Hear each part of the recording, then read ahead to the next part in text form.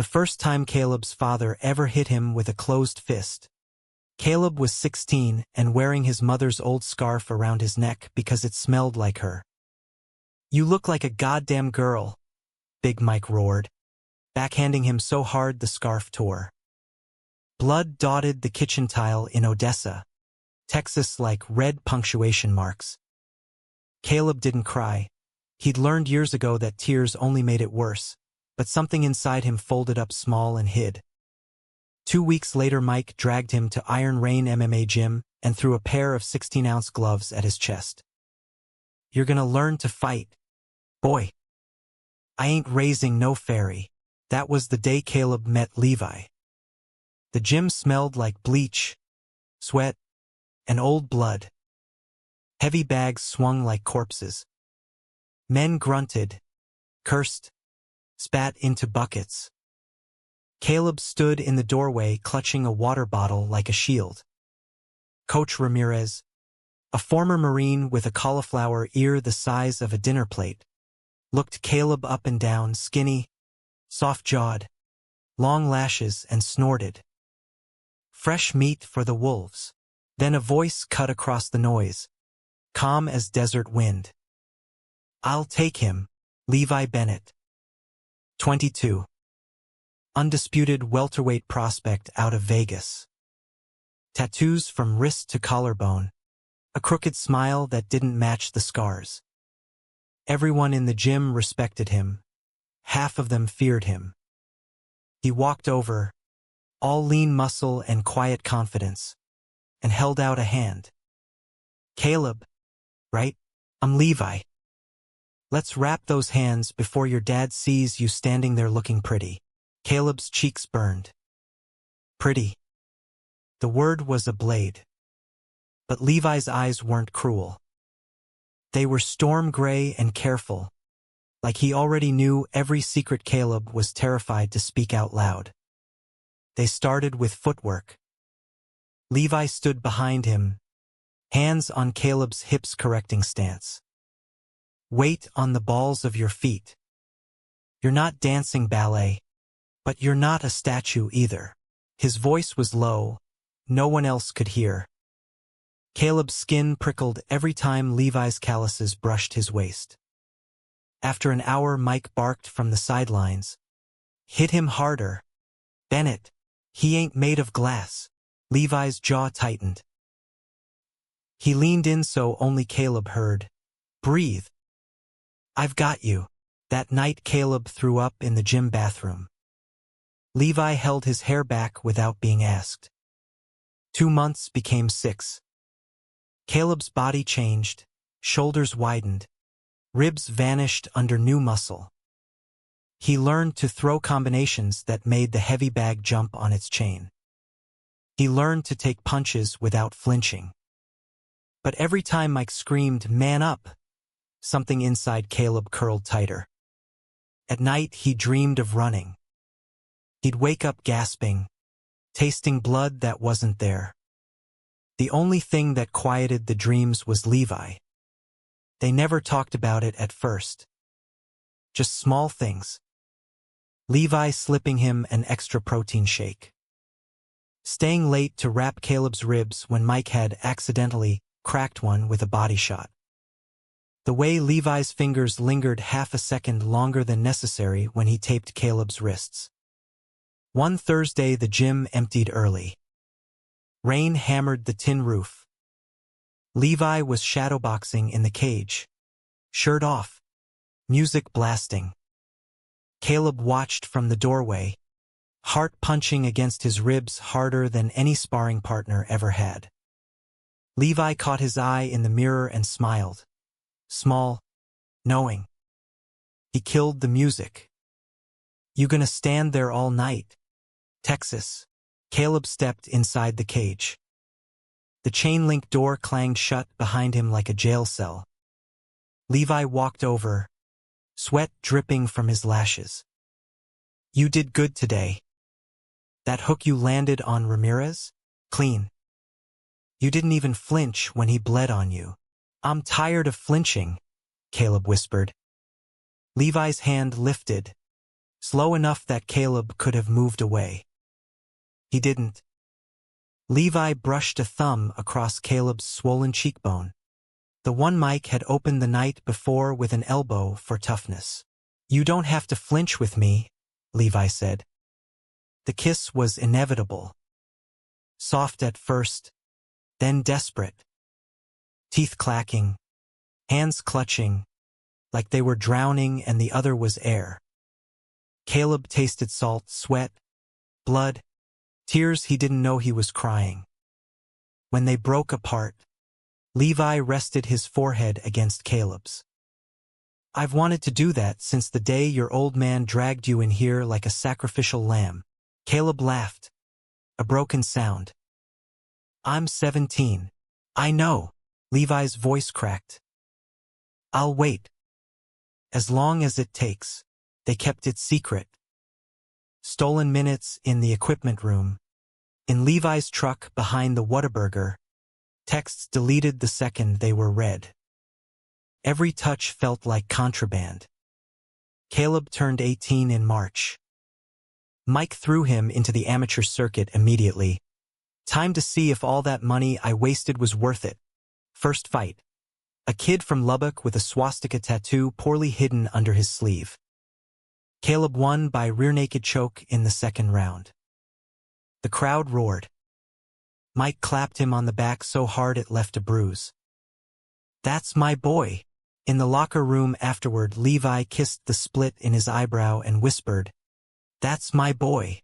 The double life became a tightrope.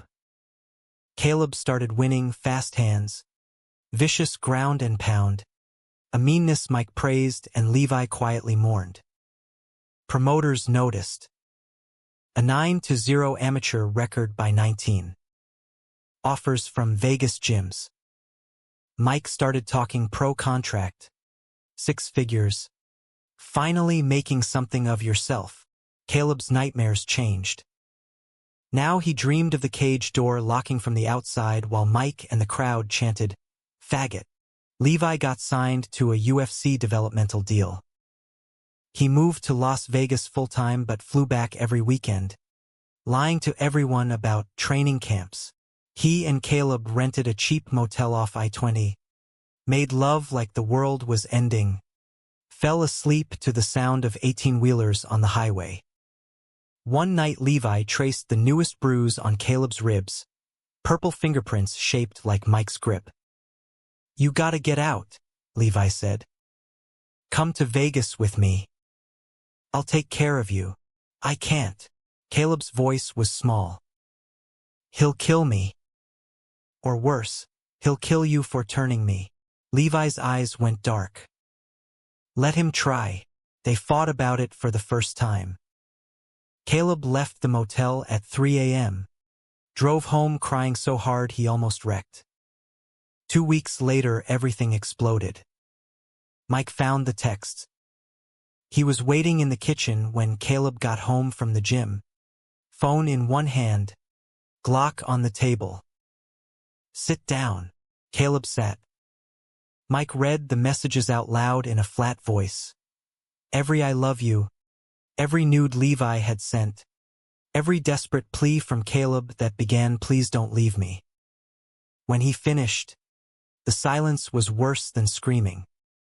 Mike looked at him like he was something rotten. "I spent 4 years turning you into a man, and this is how you repay me?" Caleb couldn't speak. His throat was full of broken glass. Mike stood up slowly. "You're gonna fight tomorrow night. Underground card in Vegas. Winner takes 10 grand. You're gonna win, and then you're gonna forget this sickness. Or I swear on your mother's grave I will put you in the ground myself." He left the gun on the table and walked out. Caleb threw up in the sink until there was nothing left but bile and terror. The fight was in an abandoned warehouse outside Las Vegas. No commission. No rules. Betting slips passed hand to hand like drugs. The crowd smelled like desperation and cheap whiskey. Mike flew in with 2 business associates, who never took their hands off their waistbands. Levi was there, he'd heard through the grapevine. He tried to get to Caleb backstage, but Mike's guys blocked him. Their eyes met across the chain link. Levi looked wrecked. Caleb's opponent was a 6 feet 5 inches monster from Reno called the Priest, 20 professional fights, known for breaking orbital bones like other people break bread. The bell rang. First round, Caleb got ragdolled. Slammed so hard his vision went white.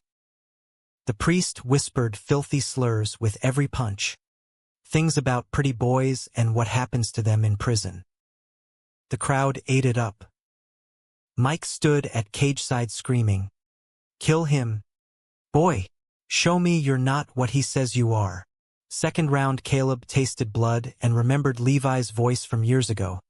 "You don't have to flinch with me." He stopped flinching. He slipped a wild haymaker, clinched, tripped the Priest to the mat. Mount. Ground and pound. Elbows like pistons. The Priest tapped frantically, but the ref payoff was slow. Caleb didn't stop until the ref physically dragged him off. The warehouse erupted. Money changed hands. Mike looked almost proud. Then Mike climbed the cage stairs, grabbed the mic from the announcer. "This here's my son," he slurred, arm heavy around Caleb's shoulders. "Undefeated. A real man. And any faggot in here thinks different can step up right now." Silence. Levi stepped out of the crowd. He wasn't supposed to be there. He was under UFC contract. Being in an unsanctioned fight could end his career. But he walked straight to the cage, climbed the steps, and stood nose to nose with Mike. "Take your hands off him," Levi said quietly. Mike laughed, shoved Caleb aside and swung. Levi ducked, came up with a short, vicious right hook that dropped Mike like a sack of feed. The two goons reached for guns.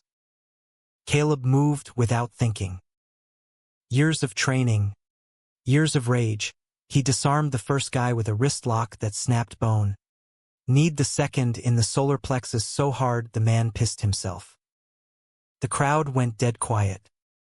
Mike staggered up, blood pouring from his mouth, staring at Caleb like he'd never seen him before. Caleb's voice didn't even shake. "Get out. Don't ever come near me again." Mike opened his mouth, something hateful forming, but one look at Caleb's eyes and he shut it. He spat blood on the mat and walked out. The goons limped after him. Levi and Caleb stood in the cage alone under the single hanging bulb. Caleb was shaking now. Adrenaline crash, terror, relief. Levi pulled him close, arms tight around his neck. "I'm sorry," Caleb whispered into Levi's shoulder. "I'm sorry I waited so long." "Shut up," Levi said gently. "You just saved both our lives. You're allowed to be late." They didn't speak for the first 3 days in Vegas. Caleb moved into Levi's apartment, a spare, sun-drenched place with a balcony overlooking the strip that somehow never felt gaudy from the inside. Levi canceled training, told his coach family emergency. They stayed in bed, ordered Thai food, watched the ceiling fan spin. On the 4th day, Caleb woke up screaming from a nightmare about the warehouse. Levi held him until the shaking stopped, then got up, made coffee, and said, "We're going back to the gym today." "I can't. You're not fighting for him anymore. You're fighting for you." They trained clean, no underground bullshit. Legitimate gym, legitimate coaches. Levi taught Caleb Brazilian Jiu-Jitsu the way it was meant to be taught, as art, not punishment. Caleb's ground game became beautiful. Therapy started in month 2. A counselor who worked with fighters, queer kids, both. Caleb cried the first session. Cried the 10th. Stopped crying around the 20th. He called his aunt, his mother's sister, in Amarillo. She cried too. Said she'd always known Mike was poison.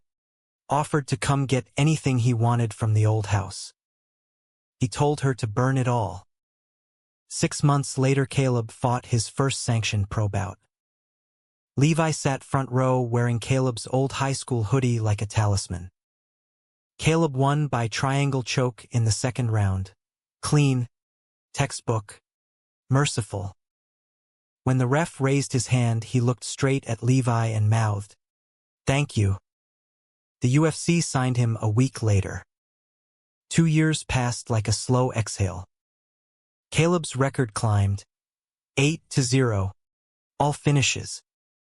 They called him the poet because after every win he quoted something in the post-fight interview. Rilke, Ocean Vuong, Mary Oliver. The fans loved it. The closet cases in the sport hated it. He didn't care. He and Levi got married on a Tuesday morning in the Clark County Courthouse. Both still bruised from sparring.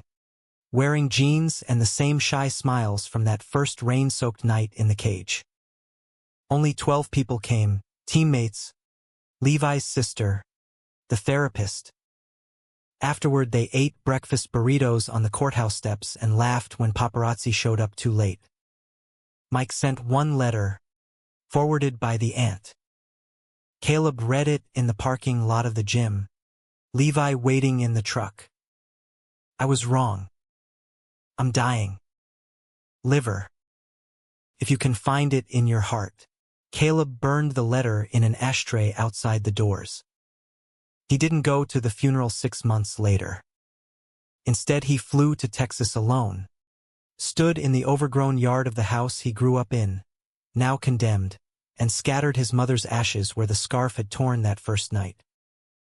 He left the gloves Mike had bought him hanging on the rusted mailbox like an offering. Back in Vegas, he opened a gym for queer and trans kids. Free classes, no questions asked. Rainbow tape on every roll of hand wraps. Levi coached the advanced class. Caleb taught beginners how to wrap their hands, how to breathe, how to stand tall even when someone bigger tells you you're nothing. Some nights, after the last kid left, they'd lock up and spar lightly in the cage. Just movement, no malice. Caleb would catch Levi in a clinch, press their foreheads together the way they did after the warehouse fight. "You saved me," Caleb would whisper. Levi always answered the same, "No. You saved yourself.